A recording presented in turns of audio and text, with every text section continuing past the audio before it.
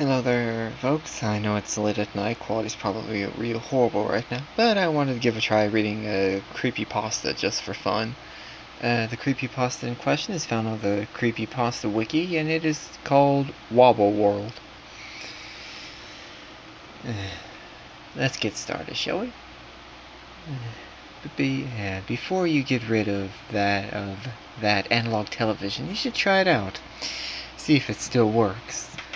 That could mean the difference between donating it to a thrift shop and tossing it into a landfill with everyone else's outmodeled gear. It's dusty, sure, has to be expected. How long has it been since you've used the thing? Has to be more than a year. Since it finally broke down and got a more modern flat screen that was on sale. Clear off the dust just in case. The last thing you need is to start a fire because you didn't want to throw the damned thing in the dumpster just yet. Find a free electrical socket and plug it in. It made that little twee sound it always made when the power came back on after a blackout. You're getting nostalgic now, aren't you? The sounds and sights you'd become so accustomed to, which you've now put aside forever. Remember hooking your game system up to the television? Remember connecting the VCR? Now you just insert a simple plug from your DVD player to your current television. But back then you were actually left to your own wits. Red wire to red outlet, white to white, yellow to yellow. If that doesn't work, try to find the manual. The old thing works. Well, it came on at least. It powered up. That's a good sign. Or maybe to find a new home with someone less fortunate than yourself. It would be nice if it played something other than static, but for that you'd need a digital broadcast converter. It's part of the reason you finally upgraded. After all, why buy the converter when you should just get a new television anyway? The old TV still remembers the channels that were programmed into it. 3, 4, skipping 5, 6, and so on. The poor thing has always remembered what channels you could get, and has been waiting for you to come back and watch them. Kind of sad. Hey, what's this? Some faded, barely there picture. An analog broadcast still going. Isn't that illegal now? Didn't the government push everyone to digital? I don't know about you, but I think that's kind of strange. But seriously, what's this? What is this? Lean in closer, will you? See if you can pick out the shapes in the blizzard of black and white static. Turn it down a bit, though. The hissing sound is very unpleasant. There's a faint sound coming from the speakers. Though static, that is some kind of weird mumbling. Maybe it's just your mind playing tricks on you. You're just hearing things just hearing things amid the noise, I bet. Just keeps going like someone's having a conversation with themselves. And they aren't too worried about being clear. Here's an idea. Turn on the closed captioning. That might do something. Host. Welcome to Wobble World, children. Will you say hello to Wobble? Hello, Wobble. Hello. Weird. Well, if you fiddle with the settings, you can see this a bit better, or maybe hear more clearly. You remember the picture and audio settings, right? You can find those from the menu. There you go, you've got it. Well, it's not much better, but I guess it's something. Look, there in the middle of the screen. Something standing there. What's up with his arms? And his head? His arms are offset like one of those tall cacti. One's lower than the other. One's longer than the other. His head keeps wobbling left and right like a hyperactive worm. He's so far away, or is he just small? Host. Today we're going to learn about sharing, and we'll see a new letter. Children. Alright, yay, a letter! You can hear them now. The host fellow sounds like an old man with a British accent, sort of like Michael Caine, but a bit weaker in voice. Shakier, the children are just that, a chorus of different kids, all shouting out responses to the British host's dialogue. They're mostly in unison, but there are a few scragglers who answer late. There's a familiar sight, the letter J on the screen in large, bold lettering. Host. What letter is this? Do you see it? It has a flat top and a curvy bottom. Do you know a letter with a flat top and a curvy bottom? Children. J. It's a J. Oh, I know it. Host. That's right. Yeah, that's right. He sounds overexcited, like someone imitating a child. Host, the letter J has a flat top and a curvy bottom. I say, you're all very smart indeed. He pauses and sounds a bit concerned. Host, do you know any words that start with J? Silence. Host, come on. He sounds as if this is very urgent, but he's trying to keep calm. He talks through gritted teeth. You can hear it. Does anyone know a word that starts with J? Anyone? Without warning, the picture shifts to that misshapen silhouette in infinite white space.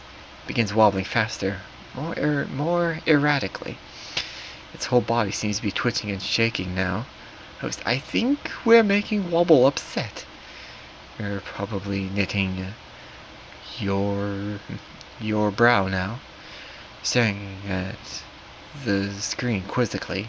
I wouldn't blame you. You know a word that starts with J, right? Wobble takes a step closer to you. Host, oh dear. It's kind of hard to believe those kids are taking so long with this. It's not exactly hard to think of jump or jacket or juice. Did you just say juice? I think you did, under your breath. Juice starts with a J. The image shifts back to the large J. That's right, juice. My, you're all very clever. Thank you all. He sounds very happy, relieved. Host, J also stands for justify. Remember, children, you can justify anything you feel like doing. Can you say justify? Justify. Well, glad that's over. It's kind of disconcerting that you thought of the word right before they all said it. But really, how many J words would a little kid know? Guess it's time to turn the television off and put that aside.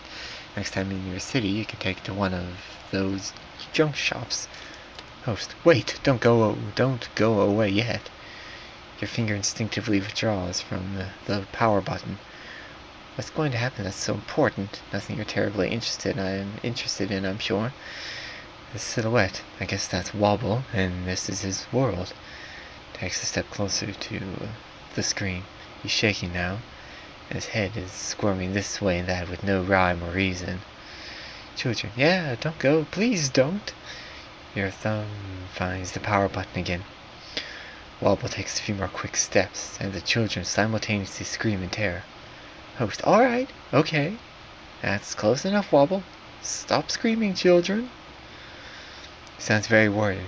He keeps trying to bring his voice back to a reassuring place. It's just that you know how Wobble feels about screaming. As soon as the kids stop their shrill, mindless vocalizations, Wobble takes another few steps closer. He's almost filling the screen. He's shaking violently. If he vibrated any faster, you'd barely be able to see him.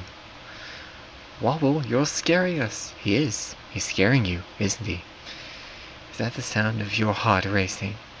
Better turn the damn thing off right now. Don't hesitate. As you click the power button, Wobble races towards the screen. The children scream. The host screams. Thankfully, it's all gone with a split second and the television set is dark.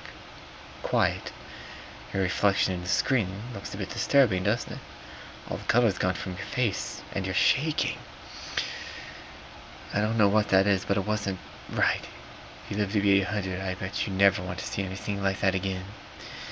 You need some fresh air, I think. Yeah, go outside. Just relax and take a few deep breaths. It's nice out. Kind of cold, but nice. Crisp. The air is sweet, and does a lot to help calm your nerves after whatever just happened. Some children are playing nearby in a neighbor's yard.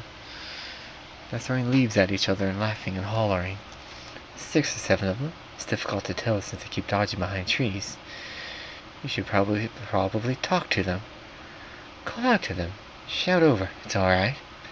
Ask them if they know any words that start with the letter J. They're staring now, just quietly watching you like you asked something out of the ordinary, which you clearly didn't. As the seconds pass, it seems like they actually might not know any words that start with J. It's crazy though, they must know at least one. How stupid would they have to be to actually not know any J words? Gone back to playing now. Screaming, and playing, and screaming. Screaming is really getting under your skin. Why do they have to scream? Don't they know how you feel about screaming? I have an idea that might help. Take a few steps towards them. Try wobbling your head. Oh, around 10.5 minutes. That's not too bad. I hope you enjoyed this. If you did, please leave me a comment and maybe another creepypasta that you want me to read. I could get used to this. It's one thing I certainly find fun. Rest well, my friends. I'll see you next time.